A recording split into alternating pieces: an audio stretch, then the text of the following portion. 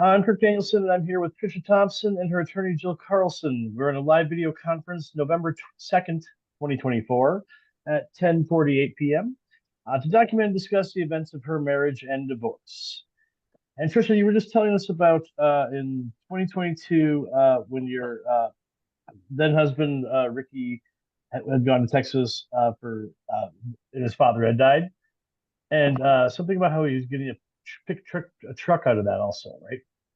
So after the funeral, before the funeral, they had decided at some point in time, I don't know when, that his father was going to give both Ricky and I a pickup truck. Well, the time comes to get it, and all of a sudden it's only Ricky getting a truck.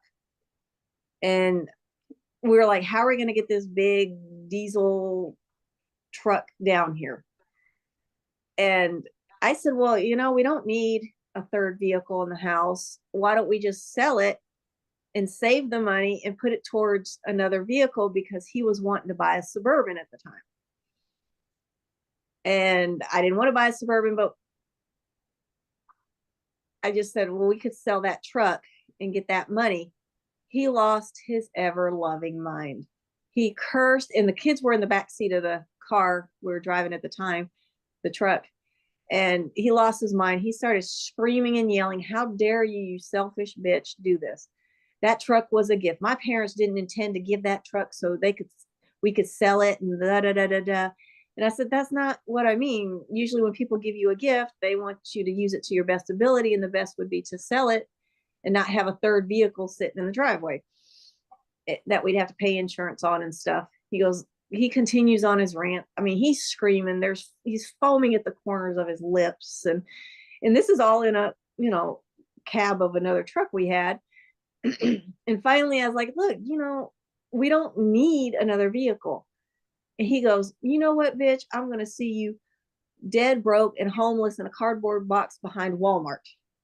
And my kids are in the back seat, of course. And he just kept on and on the whole day, the next day. And then I think 2 or 3 days later, he's like, get online and get me an airline ticket. We're going to fly down there and I'm going to drive it back. I said, fine, whatever. So I got him that. He drove it back. When he comes back, all of a sudden it's his truck only, and I'm to have nothing to do with it except to drive it to things he wants me to drive it to.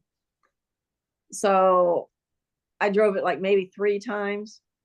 And then all of a sudden, about when his son turned 17, he said, I'm going to give the truck to Waylon. I said, well, does he need a truck? He's already got a car from his mom. Well, I feel that car's a piece of crap. He needs this truck. I said, fine, whatever. I don't care.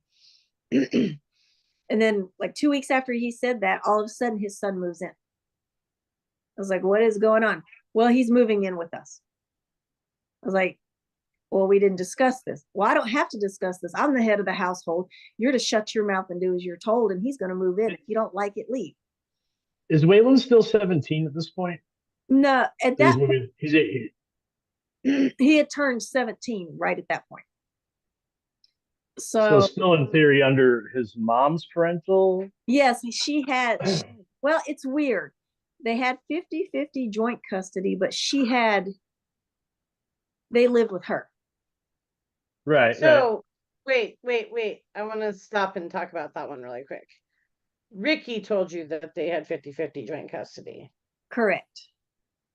But you never saw a court order that said that. No, I've never saw anything at that time saying that. And the children weren't there 50% of the time. That is correct. He just said they had 50-50 joint decision making and joint custody, but they lived with her because it made it more, I don't know. He said it was just better for arrangement. And the reason I actually stopped you, I don't know if you recall this, but when you and I sat down and we met at a Denny's this time around, because I didn't have an office now, you had relayed this to me, and I was like, that means he doesn't have 50-50 custody. But at the time, you were convinced he had 50-50 custody, and so I actually don't know if you remember, but I paid to access his previous case file, and that was with his ex-wife. I might not find everything, but I maybe could find some gems that would give us a little insight into what I was dealing with. So it was $15 to pay for the case file, at which point I saw that there was a parental responsibilities evaluation, commonly known as a PRE, which is something that's usually only in extremely high conflict cases. It's a parental responsibilities evaluation. It's a very expensive document. It is basically where parents subject themselves to psychological testing. They cannot get state pay for this person. It is literally professionals who do a very intensive investigation into both parents. They can talk to a variety of collaterals. They can get all kinds of records, and they essentially make recommendations on parenting time. Now, PREs, the reports are supposed to be sealed, so I could not access the PRE report. However, they had a court hearing based upon whatever happened, and I think I'll have Patricia talk about that. We'll go back to that in a little bit. But they had a court hearing based upon whatever the PRE report said. At which point, I saw that one of the previous judges, who's retired, had basically indicated that he would never have agreed to giving them joint decision making, and basically admonished Mr. Thompson. And I told her, they don't have 50-50. I don't know why he's convinced you of that. But I do genuinely believe that when she first came to me, she had been brainwashed by him to believe that, Oh, I was brainwashed. despite what she saw, despite the kids only being there 4 to 6 nights a month, they had 50-50 parenting time. That's what Ricky had just ingrained into her. Can I ask Well, just one quick question too before we just totally run past it? So when they drove down there and then they were like radio silent for 16 hours, like you said, um, uh, like, do you have a kind of relationship with his parents, your in-laws, in which like you could call to check on them? 'Cause I know it doesn't sound no, I didn't. They like never liked me. They liked his first wife and they always talked about her, but they never had a relationship with me. They never wanted so. me to call. And I used to send them pictures of the kids, but one time I sent pictures and his mom's like, we don't need your pictures. Stop it. And I said, fine. And I just stopped doing it. So Okay, because that was maybe what I was suspecting. Just wanted to make sure I was on the right path there. yeah, So, never anything. They were just hung up on her and they were still friends with her. And yeah. okay, cool, Okay. Oh, cool. All right. cool. So, anyways, let's see. What else did I want to ask you about? Oh, so we had basically found out about this case and this PRE. And so I just want to take a little side detour before we move forward. Did you have any issues with the custody, like leading up to, this point in time with his kids, aside from him trying to make Waylon the head of the household? Yeah, his daughter had become friends. She'd never really had friends, and all of a sudden she became friends with this little Mormon girl. Her father did not agree with that. He did not want them hanging out together. He put his foot down and said, you're not going to hang out with this girl on my parenting time. And so his daughter no longer wanted to come over. So she didn't want to come over. But he basically would get on the phone and scream at her. Scream at her and his son when they were still talking on the phone before he moved in.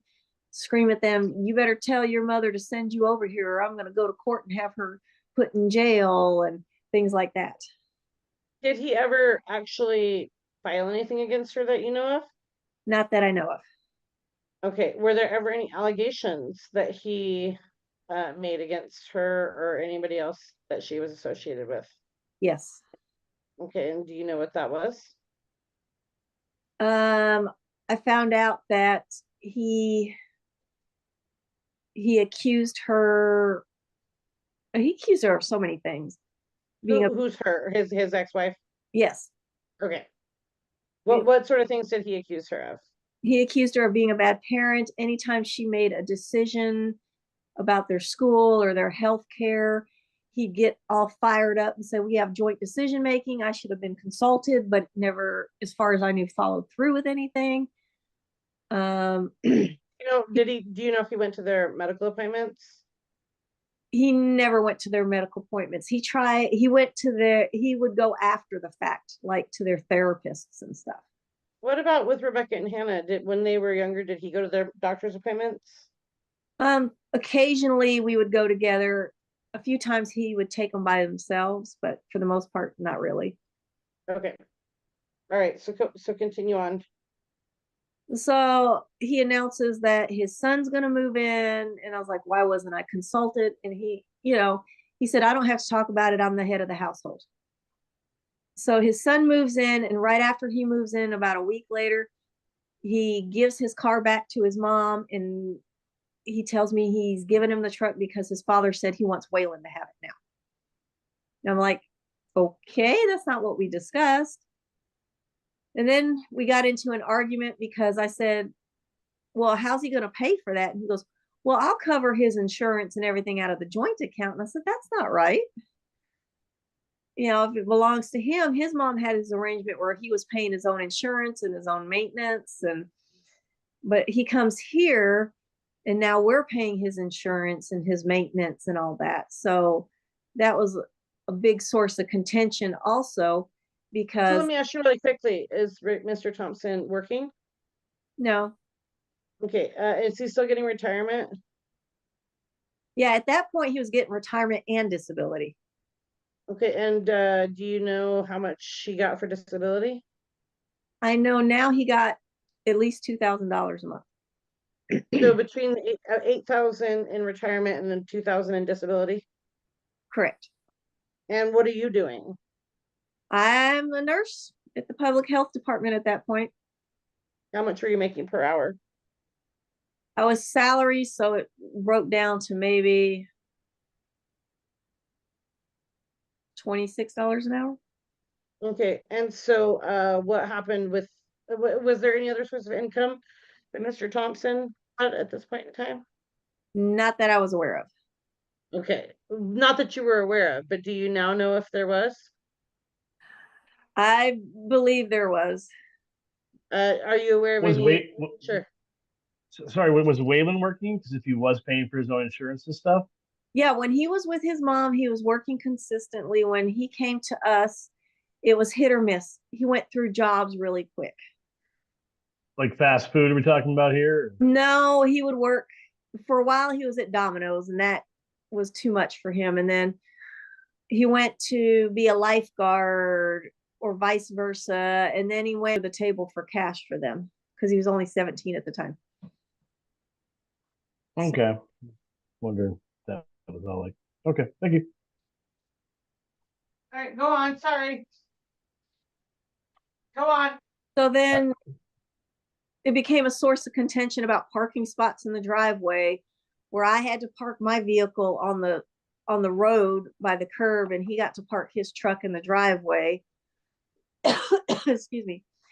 And finally, Is this a newer truck? Is this a newer truck? Like, no, it was like a 16-year-old truck, but it was in good condition. okay, Old person's truck that never really was used.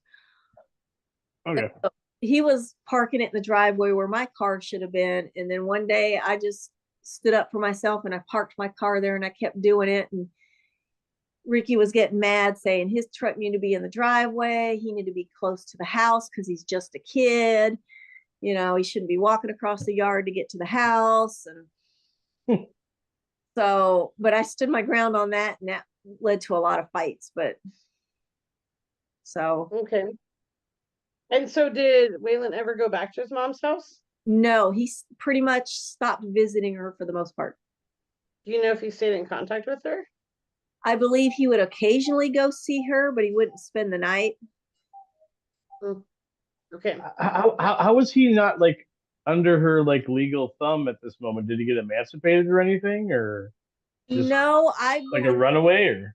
from his behavior towards me, because Waylon was getting closer and closer to getting physically aggressive with me, I figure in the way he spoke to her and about her is he was being physically aggressive with her. So she probably His just welcomed ex-wife? him leaving. Yeah, with his mom. Yeah, she was fine with it. She didn't, and Ricky was still paying her child support for him too. They didn't go back to court and modify that after Waylon moved into your house, correct? Correct. He didn't modify it when Waylon did early enlistment for the Marines either, and he was supposed to. Okay.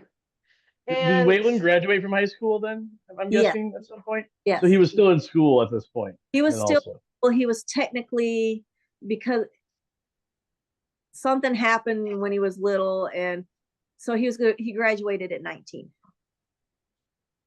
Okay. So All right. So I want to ask Okay. you, I just want to detour really quick and let's talk a little bit about what you know about Ricky's children with Lori and that situation. And you've kind of glossed over some things like Ricky's retirement and some of the court issues that he had with her that you kind of knew from him. But do you have insight into what situations occurred with Mr. Thompson and his other ex-wife that you didn't know when you had first married Mr. Thompson? yes, I found out that he was asked to leave his job. He was told to retire or be fired from his job because he was stalking her and harassing anybody who didn't agree with his assessment of her. He walked. And where was this? Was at Shiprock at the This was Rock, yes. Indian Health Services Hospital?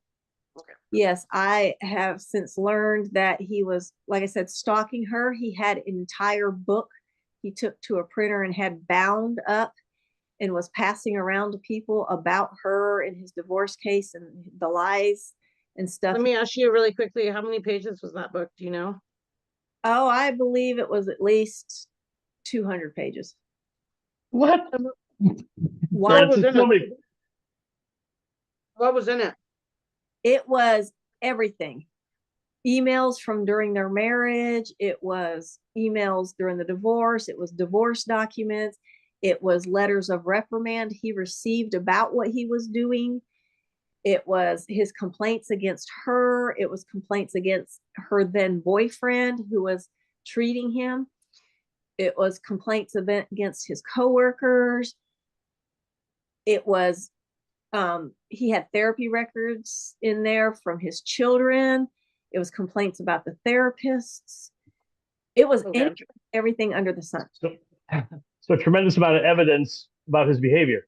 Yes, maybe the text that message. he put into a book and then printed and disseminated. Yes, when I was cleaning out the house, I found a box and he had 30 copies of that book in there. And then there was another box with another 15 or 20. He had them spiral bound. Spiral bound, printed out in color. And according to what I found out, he was handing them out to everybody.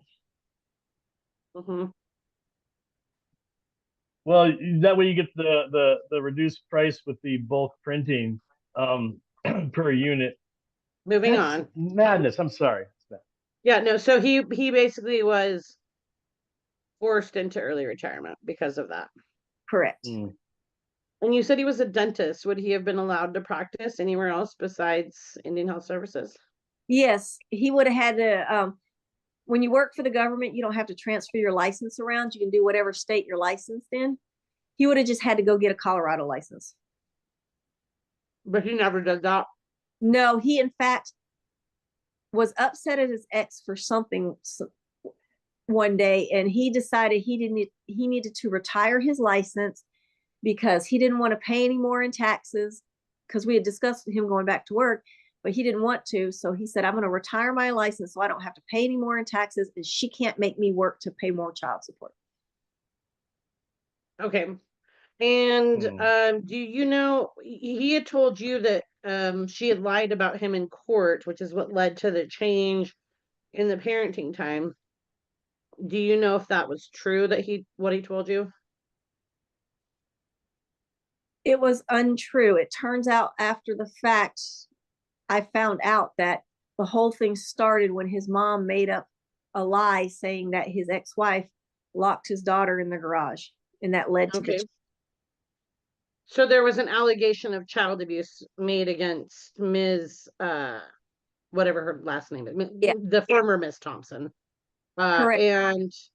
And were there any other allegations of child abuse that came from Ricky or members of his family against her that you know of?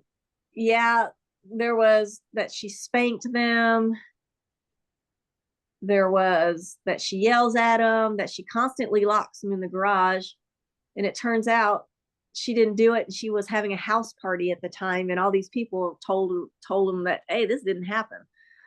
So And then she had a boyfriend, Yes. that I believe she may have gotten married to after the Yes, fact. she did eventually marry him. Yes. And do you know, did Mr. Thompson make any allegations, or did anyone make any allegations against that gentleman? Yes, Miss Ricky accused him of touching his son's penis multiple times. This is Waylon. Yes, he accused him of touching Waylon's penis 3 times, and 3 times it was unfounded, and they told him to stop coaching his son to say these things. Who told Mr. Thompson that? Yes. Okay, so CPS interviewed and investigated 3 different sexual abuse allegations against mother's boyfriend that were made by Mr. Thompson, and then they eventually told him to stop calling, essentially, and stop making things up. Yes, they told him not to coach his son anymore, to say these things and to get help. How old was Waylon when that happened? It was early in the marriage, so about 5 or 6, because Okay, and you did not know that at that time. well, that's the thing. I didn't know the extent of it. He just would come up to me and say, Waylon says, whatever his name is touching him. Okay, well, did you call somebody? Well, I need to talk to him first. So he would make me take room, and he would talk to him for an hour or so, and then that would be it. And then when Did you ever, let me stop you. Did you ever overhear any of that, those discussions? No, he made me play the radio while we were doing that. Oh, okay. Did you ever notice Waylon after these hour-long discussions? He was always frazzled, tearful, jumpy. Okay. And when Right. I would ask them the follow-up, well, what happened? They go, well, they didn't believe me because she's a woman. Okay. And so do you know, well, I'll just say it, his ex-wife filed a motion to modify parenting time, which is what led to the change in custody, not whatever Mr. Thompson had told Miss Thompson. Do you know why she had filed that motion requesting to modify parenting time? Because anytime he had the kids at our house, he would tell them she's going to hell. She's disobedient. She's a bad person. Her boyfriend's a bad person. She has gay and lesbian friends, and they're bad people. I'm a better person. I can provide for you better. Your mom has debt. I don't. Your mom hates animals. I can provide better for you. They had an argument about a pair of shoes for almost a year.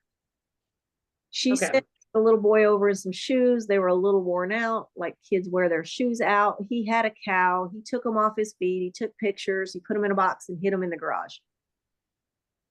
And then Did he buy him other shoes? yeah, he went to Walmart and bought him one of those $10 pairs of shoes. Okay. And so, are you aware of what happened as a result of the mother asking the court? Do you know, was the mom asking the court to, prior to this, they were on, week off, correct? Correct. Okay. And so when the mother was saying she did not feel that was in the children's best interest, do you know if there was any sort of investigation or anything done? Yes. This lady came by and asked us a bunch of questions. Asked Okay, me, do you know what her name was or what her title was? she said she was doing a parental rights evaluation. I can't recall her name. Okay, that's fine. And so what did she tell you she was doing? She was seeing who needed to be the primary parent and to determine custody time. Okay. And did you ever get a cop? Well, at the time of all of this court interaction, do you know, did Mr. Thompson actually go to trial or did they get a deal? They went to trial. Okay. Did you go to that hearing? I went to it one time. Okay, and did you testify? Yes, I did. Okay, and do you remember any of the substance of your testimony? Not really. I believe it was just asking what I've seen. Mm-hmm. But at the time, I didn't see any of that. Okay, and you still, let me just ask you, it's November 2nd of 2024. Have you ever met his ex-wife? No, he did not allow me to do that. He said to stay away from her. Okay, you've never spoken to her or shaken her hand? No. Okay. All right.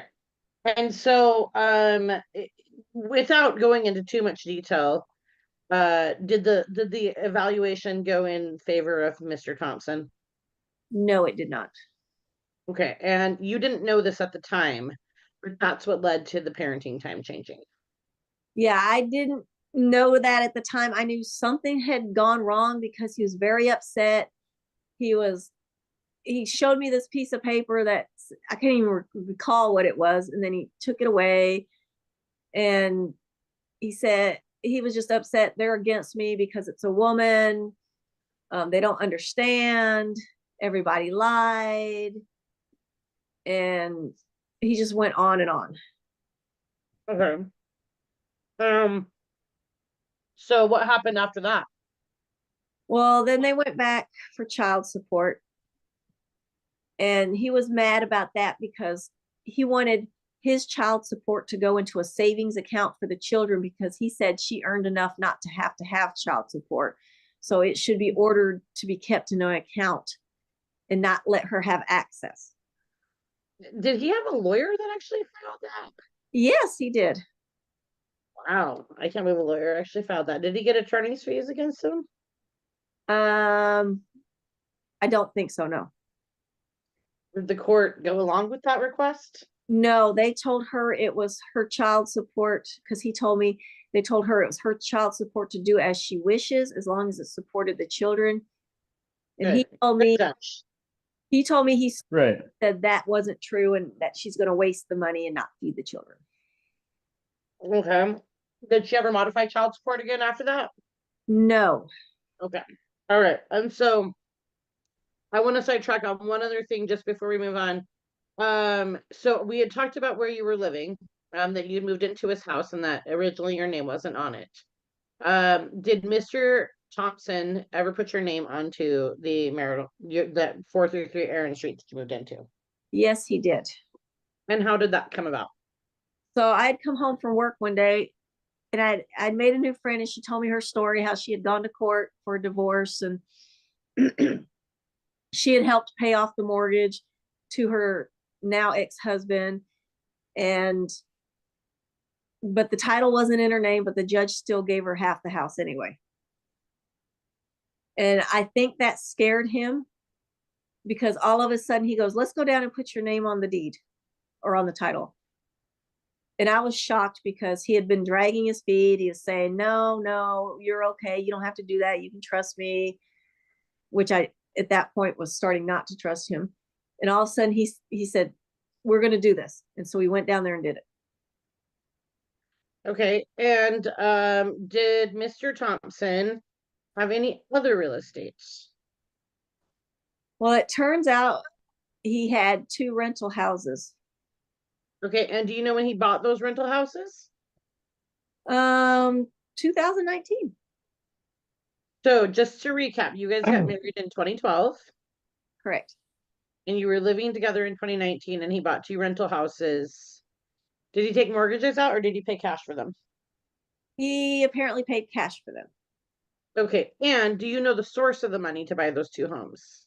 It was from a house his ex-wife bought him out of from his first marriage. Okay. And so you acknowledge that was separate property transactions, correct? Correct. But did you know where these rental homes were located? No. Okay. Do you know what town they were located in? I found out they were located in Cortez during the divorce. Where were you living? I was living at 433 Aaron Street, In Cortez, Colorado. Cortez, Colorado. So Mr. Thompson bought 2 separate rental homes and he didn't tell you the address or location of either one of them? That is correct. Okay. And did he rent those homes out? Yes, he did. Okay. Do you know what did he do with the rental income? I found out he put it into a separate account that he called the Children's Fund. Was your name on that account? No. Okay. And you said he called it the Children's Fund. What do you mean by that?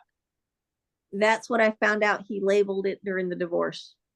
But that wasn't like an official bank name. It wasn't a trust fund or anything like that. what the name he put on that checking account that he had. So it was like just an account nickname? It was an account nickname that was only in his name. Okay, and did you have joint accounts with Mr. Thompson? Yes, I did. Did he ever put the rental income into the joint accounts that you know of? From that first house he owned from his first marriage, he put that into the joint account. And then one day it just stopped. When he, Okay. yeah, I don't know what happened. It just stopped. Did he pay rental home expenses like property taxes and property management fees out of your joint account? Yes, he did. And what money was funding your joint account at that time? It was part of my income and part of his income. So Most- wait, let me just clarify. Your entire, partly it was your entire income. Yeah, it was my entire income. Yes. Okay, and you said part of his income. Do you know what so you, at this point in time, we've said about $8,000 retirement monies per month, about $2,000 in disability monies per month, and now we've got rental income. Do you know where he was depositing those funds? All of that was going into that account he labeled child's fund. Okay, so the only thing funding the joint accounts for a while was your paycheck from being a nurse. Correct. Okay. And okay, so that I actually want to just give the backstory because I think that Patricia, sorry, just real quick question, because I just recently was involved in a house purchase. I'm guessing that your information was probably used to ask her to get like loans for buying the houses, right? he didn't No, have to get loans. He he paid for had them. cash and apparently. He paid for them in cash. One of them I think he bought for 196,000. And the other one I think he bought for 157,000. He paid them out of cash. I was But in fairness, he did sell the house from his first marriage and he did have the money to cover it. Okay, because I was gonna say, like, if you're buying 2,000 in Cortez, 300 to 500,000 minimum, right? So, okay, and Not really. Not really. Cortez is, I mean, our property values change, but we're not Durango. I mean, you can still get a pretty decent, 1,500 square foot property for maybe, I don't know, 200, 210. I mean, well, no, that's what I'm saying. Like, no, I meant total times two, so it'd be like, yes, yeah, at yes. least 300. Yeah, yep, that's Okay, right. Yeah, and I think he had sold his other property for around that much. But anyways, go on, Patricia. So sorry, go ahead. so you didn't know where these properties were, and so do you know where he was putting the monies? I found out he was putting that money into that children's fund. Okay. And so talk to us a little bit about what was happening. You said 2022, things are not getting great. What leads us into where you and I start talking again? So in 2023, I happened to get a letter in the mail from the bank, opened it up and going, okay, I see my money going in. Why is his checks not going in? So I confront him about it. He goes, it's my money. It's not a marital asset. I can do with it what I want. And I'm no longer going to fund this household. So I said, what? And he goes, I'm no longer going to fund it. And I said, you have to. You've already been putting it in there. And he goes, well, you need to talk to your congressman about that. That's not my doing. It's a law. And I said, oh, really? And I didn't know it at the time, but he was recording me because he recorded everything. And I believe he also recorded sexual things. I just can't prove it. And so we keep going on. He's arguing and back and forth. And all of a sudden he says, you know what? I have a war chest. And in 12 months, right in front of my kids. So I said, you go, what? I have a war chest. My lawyer and I are working together on a war chest. And in 12 months, and that was the final straw for me, threatening to kill me in front of my kids. Okay. And so let's just talk about what was going on around that time frame. There was some stuff that kind of led up to that incident where you contacted me in the month, like, let's just talk about July 2023. Yeah, all of a sudden he cut me off of my accounts, cut me off of the joint accounts. I couldn't get into them anymore. Why did he do that? What happened that led him to doing that? Like, do you want me to remind you? Yes, please. Okay. So one of the ways that Mr. Thompson liked to punish you was giving away money from the joint accounts. Yeah, his favorite form of Okay. punishment, because he told me God told him, whispered in his ear, to punish me financially, was to take large amounts of money out of our accounts and give them away to Christian charities. Okay, So what and so happened when you was say large, let me just ask you, when you say large amounts, what are we talking here? anywhere. At first, he started doing 1,000, 2,000 at a time, and then by the time it was all over, he was between $5,000 and $10,000 a pop. Okay, so Golly. he would write So a check. we got into a fight or an argument. Go ahead, sorry. Yeah, he would write, or he would send it electronically if he was able to out of the account. So what Okay. happened? We had a fight, and he goes, "I'm gonna give $10,000 away, bitch. That's it. It's gone. 10,000 gone like that." And he'd snap his fingers like he's some kind of diva, and he'd sit down and do it. Well, I went onto the account and I figured out how to do it, and I transferred that money back in, $5,000 of that money back in. He discovered that, transferred it back out. I transferred it back in. He locked the account and wrote a check and still transferred money out. Okay, So so when you say he locked the account, what do you mean by that? he changed the password and I couldn't get in anymore. Because Okay, so that was July 31st of 2023. yes. Okay. And so what happened after that? I was locked out and I couldn't access the money anymore. And he started apparently transferring large amounts of money just out of thin air, disappearing Okay, out of your joint accounts. out of the joint accounts. Okay, and did he get you to engage in any large financial transactions in the month of August? There was he all of a sudden he decided we needed to buy some CDs, which I thought in the back of my mind, great, this is going to lock up the money for a year and it's going to be safe and he can't do anything with it. So we went Okay, down. and let me just ask you really quickly, had he ever asked you that before? No, he had never included me in any financial transactions before. That was the first time? First time. Okay, and so what happened from there? So we take the money down to the bank, we get the CDs. One is a 1-year CD, one is a 6-month CD. That money's How tied. much were they for? 150,000 a piece. Okay, so you did a 6 months for 150 and a 12 months for 150, and you signed those in August of 2023. That is correct. So, what else happened? Did anything else happen that month with regards to either finances or your kids or anything like that? Well, all of a sudden, my oldest daughter Rebecca comes up to me and says, "Mommy, when are we going to Texas?" I was like, "What?" "Well, when are we going to Texas?"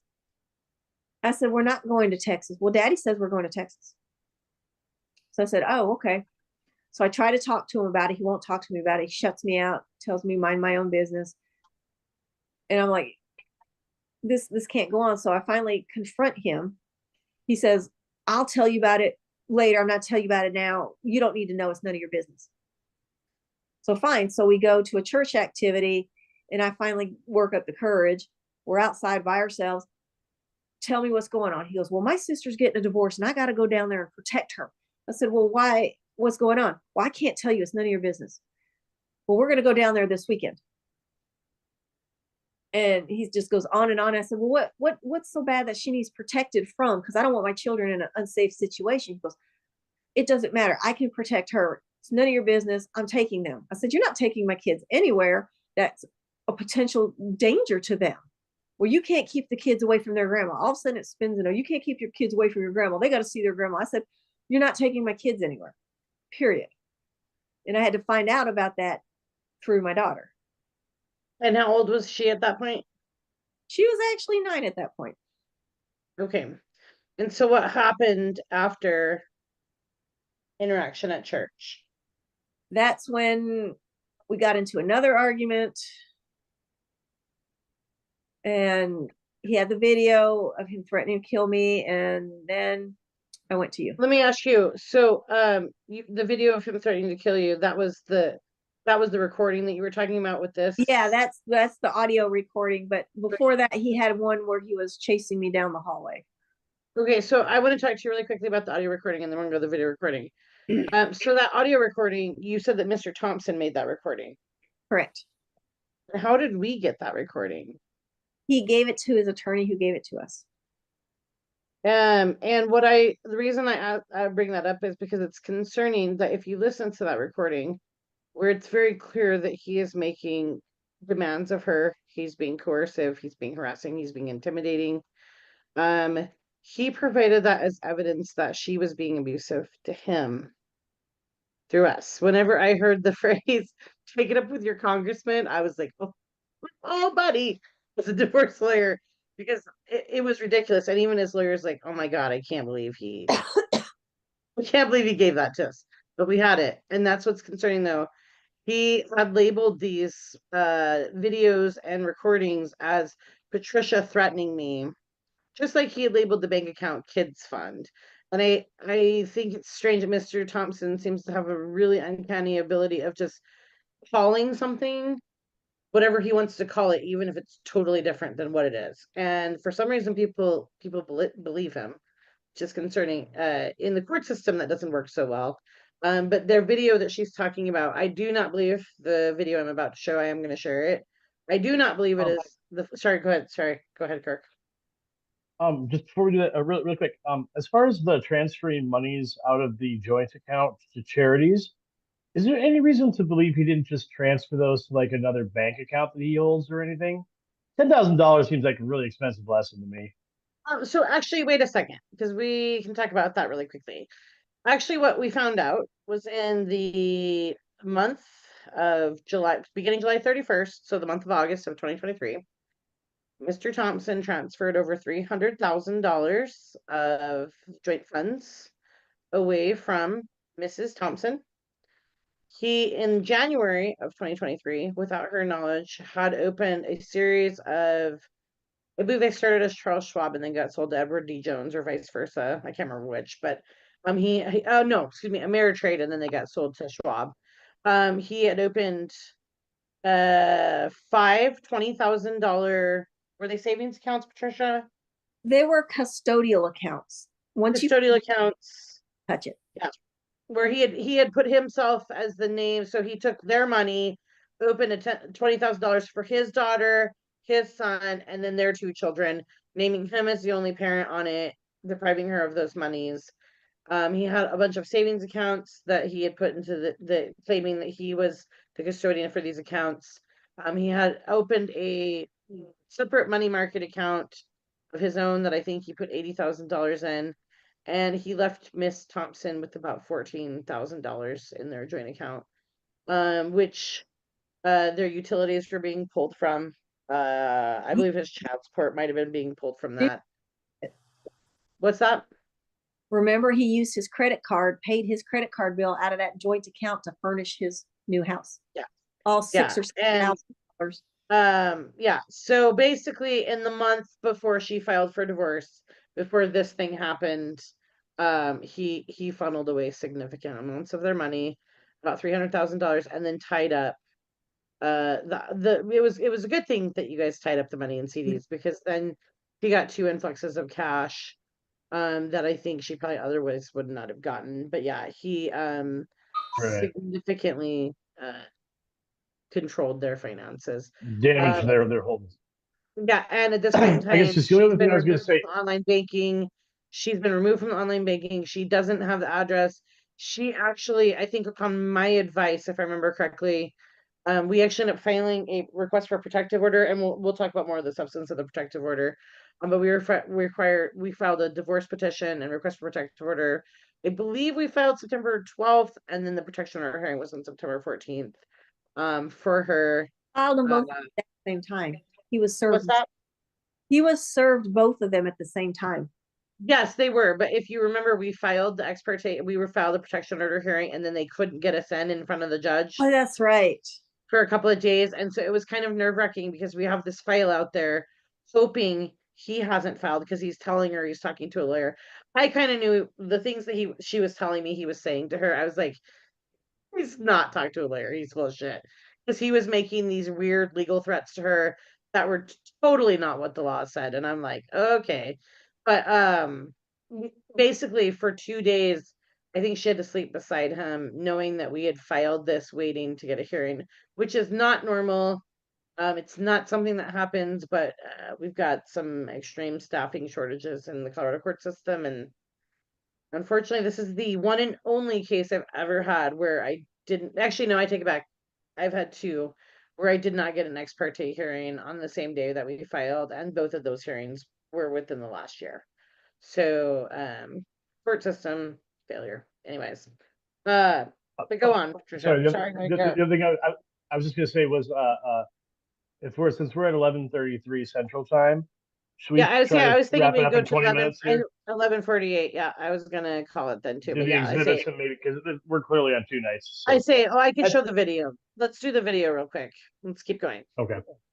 All right. So, first of all, this video, I do not believe it is accurate. Mr. Thompson did do some physical, what I would consider physical threats towards Miss Thompson, which again, I just want to, for the record, the legal standard for domestic abuse in the state of Colorado to get a civil protection order is any act, attempted act, or threatened act of violence, harassment, intimidation, coercion, or stalking. And so we had filed a protection order based on that.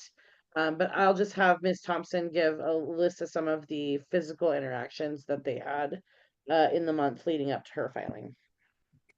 So he threw a glass of water on me with my oldest daughter Rebecca sitting next to me witnessing that. Why did you do that? He tried to convince her it didn't happen, and when Do she you know why he did it? because he was mad. We were arguing about something. Okay. He tried to convince her it didn't happen, and when he couldn't convince her, he told her that I deserved it and that he was correct in doing it. This is your 9-year-old daughter? My 9-year-old daughter at the time. He chest bumps me several times. He's chased me down the hallway into the bedroom where I had to lock the door, where he's pounding and screaming and yelling. Okay, so I want to stop you because I think that leads into this video really nicely. So we were provided another video, another piece of evidence for Mr. Thompson. I'm just going to start out by saying this video is 7 seconds long. I'm just going to ask you, do you believe that this is the complete video that Mr. Thompson took? Patricia? No, I don't believe it. Okay. And so do you think he edited this video prior to giving it to us? Yes, he did. Okay, and so before we play it, I just want you to tell Kirk what happened the day of this recording.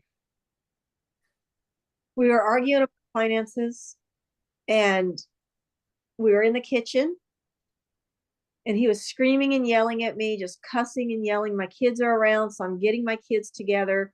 He's lunging towards me, and I grab my kids and I tell him, hey, let's go. We got to go get to a safe place. And we run down the hallway.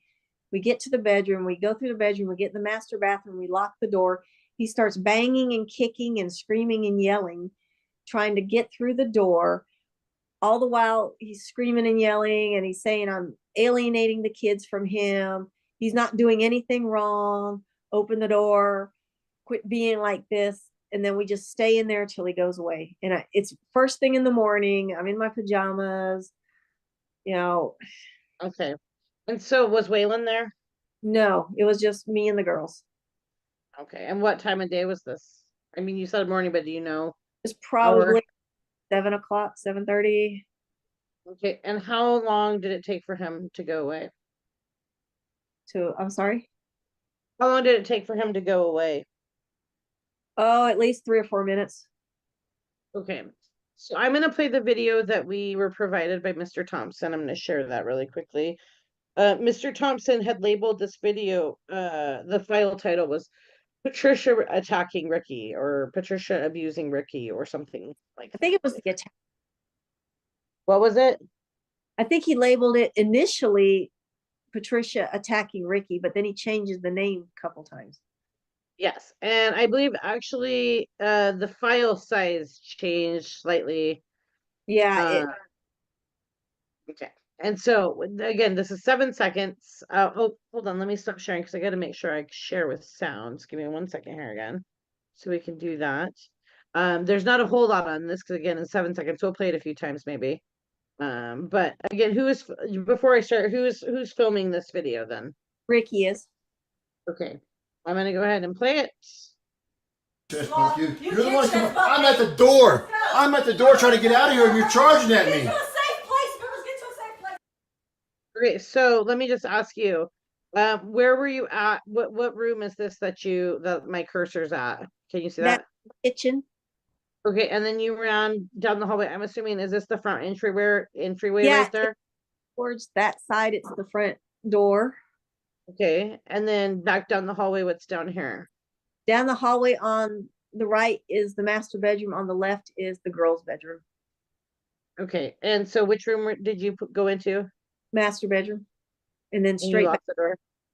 to the master bathroom. Okay, and then Mr. Thompson is here at some other door here. What's back over here behind us? That is actually, he's all the way in the back of the kitchen by the door to the garage, to the laundry room to the garage. Okay, and so after this video, when I can see you, the last frame here, if you can see you turning the corner to go into the master bedroom, did he follow you down the hallway after you were down there? Yes, he ran down the hallway after us. Okay, but this is the only video that he provided as proof of you abusing him or attacking him. For this video, yes. Okay, I'm gonna play it just one more time. Chest bump you. You're the one coming. I'm at the door. I'm at the door trying to get out of here and you're charging at me. Okay, so did Mr. Thompson have other recordings of you? Yes. Okay, and let me just ask really quickly, both this recording and audio recording you mentioned were made in August of 23? That is correct. Okay, so what were the other recordings that he made of you that month? Other than the war chest, he made that one. He made a recording of him yelling at me about groceries and then labeled it that I was yelling at him. What did he yell at you about groceries for?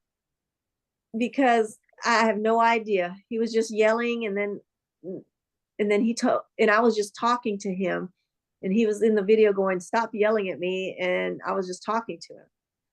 Okay, so anything else happened that was strange leading up to him making the threat?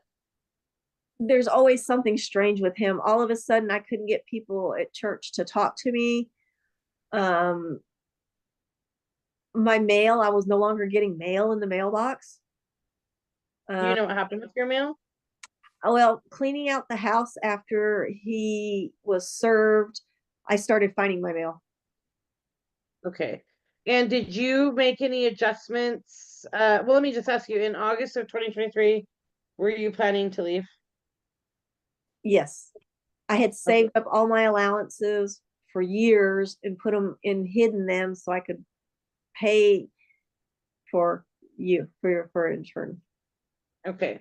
And so, did you make any adjustments with like cell phones or postal mail or anything like that? I opened a PO box. My phone has always had to be locked because I use it for work. So as a requirement for work that it's locked. So it's always had a lock on it, but I carry it around with me in my pocket. I got a PO box. I opened a new bank account. Okay. And so this time around, unlike in 2017 when you came to see me, you were ready to go, right? I was ready to go. Okay, and what sort of things? Because like I said, we're gonna wrap up tonight. We got a few, but like I think this might be a nice way to finish it. What led to you? What I know you said that him making the threat to you in front of your kids, threatening to kill you, was the final straw, but you also mentioned earlier that he had threatened to put you in a cardboard box right in front of your kids, and that didn't make you leave. So what was it this time around? The look on my kids' faces and the fact that I knew he was going to kill me. Okay. And did you do anything between the time you came to see me in 2017, which again, I don't know if I mentioned it earlier. I didn't remember her. And then when she said, "Hey, yeah, I sent you something," I quick did a a Gmail search because I keep everything, and lo and behold, there was the eviction letter she had emailed me back in 2017, and I've seen so many clients, I honestly just didn't remember. But did you do anything between the time that you saw me in 2017 and then the time you contacted me in August of 2023 and met me at Denny's saying, "All right, I'm ready to do this"? Did you do any training or classes or therapy or anything like that? Yeah, I went to therapy. I went to the domestic violence agency. I can't remember what's its name. Renew. It I was went called Renew. to and started seeing Elsa. Okay, and Elsa was the contract therapist that worked there. Yes, I saw her for quite a while. Okay, and when you say quite a while, I mean, would you say years? About a year and a half to 2 years. How frequently? For the first 6 to 8 months, I was going once a week. Okay, and you were still living with Mr. Thompson. Yeah, I was going either on my lunch break or I would skip lunch and leave work early to go do that. So he wouldn't know that I was there. And because of the lock on your phone, you didn't have the concern so much about location on your phone, right? No, I did not. Okay. So with regards to that, I mean, were there certain things that you learned as far as that you think helped you be ready to go this time around? Yes, I learned to make an emergency plan. I learned the warning signs of escalating violence. I learned that no matter what I did to work with him, it wasn't going to work and it just made matters worse. And Let me ask you, let me back up. What were some of the things you learned that were the warning signs of escalating violence? he was getting more verbal threats. He was getting more and more into my face, more and more throwing things. Just Okay, and what about Waylon? Were there issues you had mentioned briefly that you were concerned about Waylon getting physical with you? Was that a concern of August of 2023? yes, he was acting like his father. He would get into my face. He would try to puff up his chest and just come within inches of me. And how big is Waylon? 6'1", I believe, 6'2". And at the time he was like 250, I believe. So you obviously didn't anticipate that you weren't going to have as much money as Mr. Thompson, but in fairness, you didn't know what your balances in your accounts were No, in August of 2023 anyway, right? no, but I had saved up my allowance for years. How much money had you saved up? $6,000. And how much did you have to pay for an attorney? Do you remember? Way more than that. Total Well, for the first payment, for the first payment, we're gonna talk about that. But if I remember correctly, I think your retainer, I think I charged you $4,800. yeah, I gave you, I think, 5,000, 4,800, 5,000. And I think I said, "Oh, if things stay calm, this will probably get you pretty far, and then we'll have to replenish, right?" Yeah. Okay. 3 months later, we replenished. And I think it might have been less than 3 months, unfortunately, because of Mr. Thompson. But anyways, I know it's late, and I actually think that I really like the flow of this. So Patricia, we'll have to reschedule to get the rest of this, but I know you want to lay it down. And I actually just want to finish this video with one final thing. You'd said something to me the other day, which led to us making this recording. Why are you doing this? I am doing it for several reasons. One, to help other people so they don't have to go through the garbage that we both went through with this case. Two, to put my story out there so people aren't isolated, don't think it's a one-off thing. But three is if something happens to me, my story is out there. Because I know this man, when given the chance, he will have someone else kill me. That is one thing I am without a doubt, he will kill me.